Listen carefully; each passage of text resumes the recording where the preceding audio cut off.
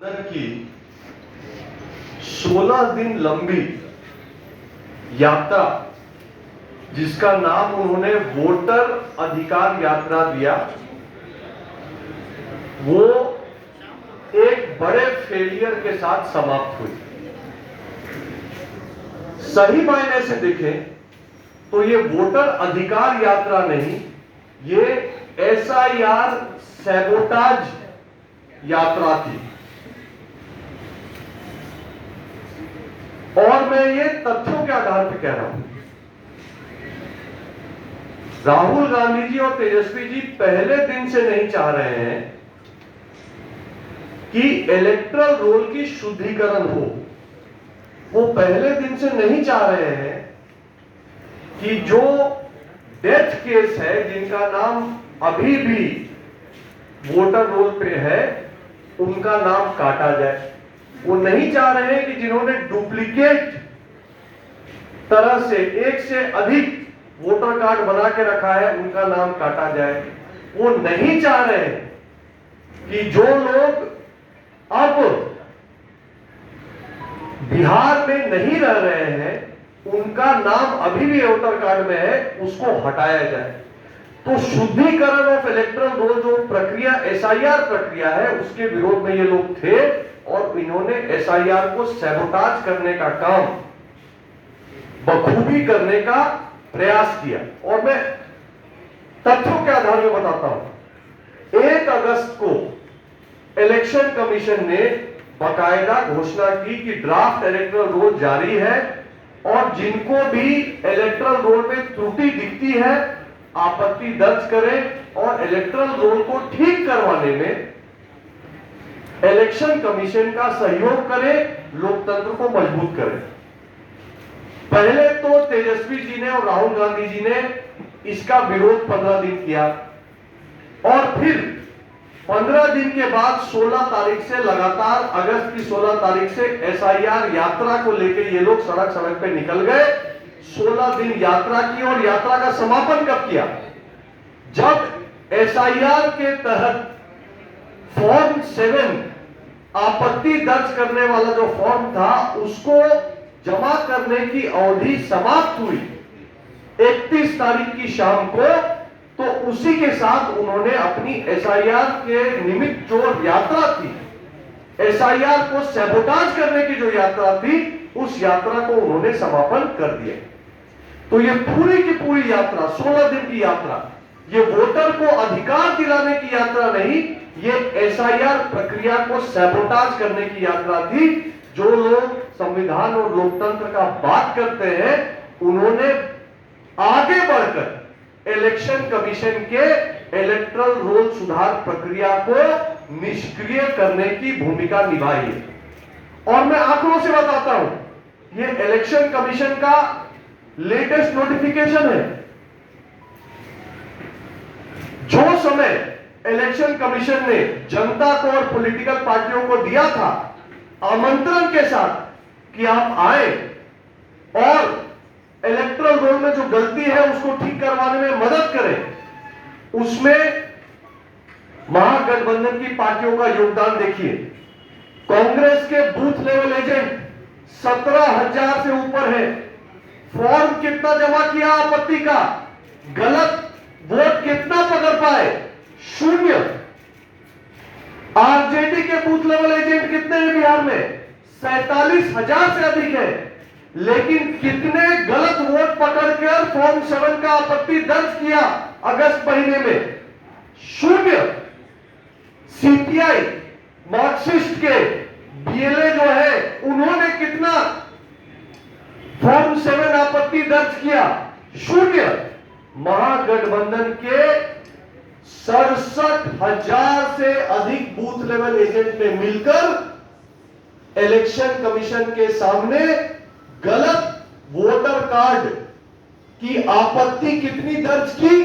0। लेकिन नैरेटिव क्या बनाया कि इलेक्टरल रोल में बहुत बड़ी धांधली है। अरे भाई, धांधली है तो आप उसको पकड़ते, आप उसको उजागर करते, आप उसको ठीक करवाने में मदद करते।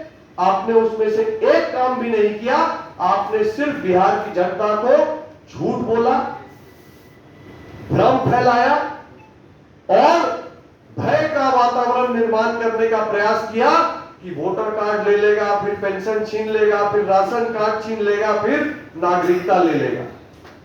बात तो इतनी आ गई कि राहुल गांधी जी ने आज आरक्षण को भी वोटर कार्ड से जोड़ दिया, जबकि नेता प्रतिपक्ष पक्ष अच्छे से जानते हैं कि इलेक्टोरल रोल का कोई लेना देना नागरिकता से या अन्य सुविधाओं से नहीं है। ये सुप्रीम कोर्ट भी स्पष्ट कर चुका है।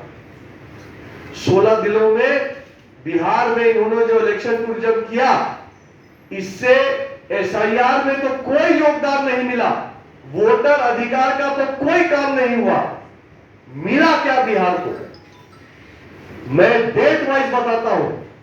18 तारीख को भगीरथ मांझी जी को एक चाबी पकड़ाई, उन्हीं के जमीन पर, उन्हीं के घर की चाबी उन्हीं को पकड़ाई और पेट पोचाड़ा और बिजली कनेक्शन भी ठीक से नहीं कराया। मांझी समाज के एक बड़ा नाम भगीरथ मांझी जी का अपमान किया, जनता के सामने झूठ बोला कि उनको उन्होंने फ्री मकान दिया है, जबकि जमीन भी उनकी थी, मकान भी उनका था, खाली पेट पोचाड़ा कांग्रेस ने किया। 19 तारीख को क्या किया? चेनारी गए, रंजू देवी नामक एक महिला को लिया और बताया कि इनका वोट गलत काटा। 4 घंटे के अंदर क्लियर हो गया कि उनका नाम इलेक्टोरल रोल पे है। 21 अगस्त को क्या किया? अपनी तेज चलती हुई रोड शो में एक सुरक्षा कर्मी शंभू जी का पैर कुचल दिया और शर्म इतनी भी नहीं आई कि उसको जाके एक बार अस्पताल में देख आते, उसका कुशल से पूछ आते। 16 दिन बिहार में थे, जिसके पैर पे गाड़ी चढ़ा दी उसको देखने तक नहीं गए राहुल जी। 23 तारीख को राहुल गांधी जी ने 23 अगस्त को एक उत्तम प्रदर्शन दिया। मोजा और जूता पहन के कैसे मखाना की खेती हो, उसका डेमोन्स्ट्रेशन पूरे बिहार को दिया। किसान की बात करने वाले लोग जूता मोजा पहन के खेत में घुसते हैं, यह भी बिहार में देखा।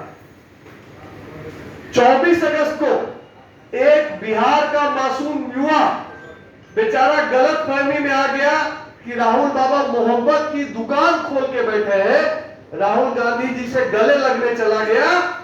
उस बिहारी युवा को प्राप्त क्या हुआ? राहुल गांधी जी के सुरक्षा कर्मी का थप्पड़, जो कि लाइव टेलीकास्ट पूरे बिहार के युवाओं ने सबने देखा।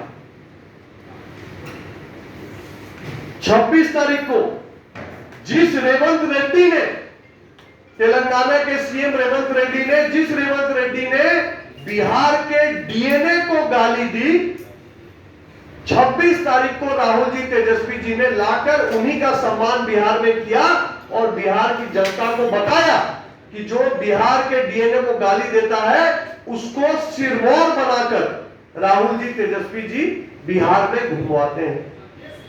27 तारीख को संविधान और अंबेडकर जी की बात करने वाले राहुल गांधी जी ने अपने गाड़ी से अंबेडकर जी के चित्र को लेने से मना कर दिया। धक्का देकर अंबेडकर जी के चित्र देने वाले युवक को गिरा दिया।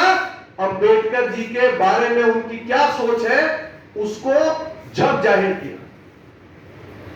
27 तारीख को तो हद पार हो गई। एमके स्टालिन जी, तमिलनाडु के मुख्यमंत्री, जो उनके पुत्र और उनकी पार्टी सनातन धर्म को डेंगू और मलेरिया से बताती है, उनको स्टालिन जी को बिहार लाए और सीता मैया की धरती पे, छठी मैया की धरती पे हर एक सनातनी को शर्मसार किया।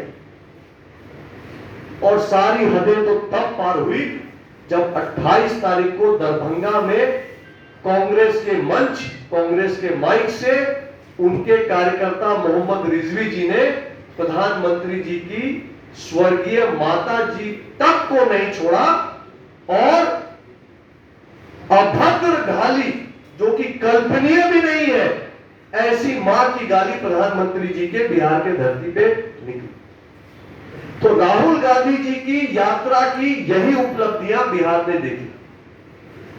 और राहुल गांधी जी ने क्या